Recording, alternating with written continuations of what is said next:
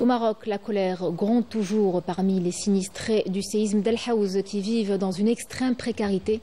Ils sont des milliers à se retrouver sous des tentes de fortune. Les promesses de relogement faites par les autorités n'ont pas été tenues et les victimes de la catastrophe dénoncent aujourd'hui un abandon criant. Face aux revendications pour des logements décents, la répression s'est intensifiée, pointant du doigt l'incapacité du régime à répondre aux besoins les plus élémentaires de son peuple. Emira Sefta. L'hiver s'annonce rude pour les sinistrés du séisme d'El Haouz. Une année après cette catastrophe, rien n'a changé pour eux. Ils vivent toujours dans une précarité extrême, abandonnés à leur sort par les autorités du Merzenne qui n'ont pas tenu les promesses de les reloger. Des milliers de Marocains vivent sous des tentes comme des réfugiés. Des tentes délabrées qui ne les protègent ni du froid glacial, ni de la chaleur accablante.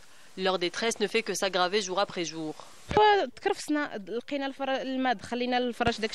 Nous souffrons des infiltrations d'eau dues aux dernières intempéries.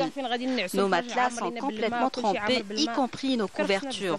Et l'hiver n'est pas encore terminé. Je crains que mes enfants ne tombent malades. Vu qu'on a du mal à supporter nous-mêmes cette situation en tant qu'adultes.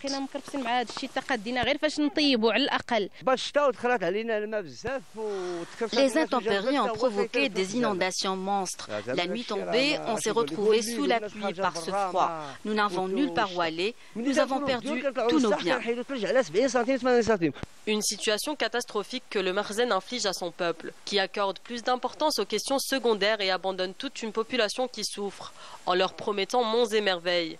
Des promesses qui ne résonnent que dans les tribunes officielles et dans les médias acquis au régime. Furieux, les sinistrés du séisme d'El Haouz ont revendiqué pacifiquement leur droit fondamental à un logement décent.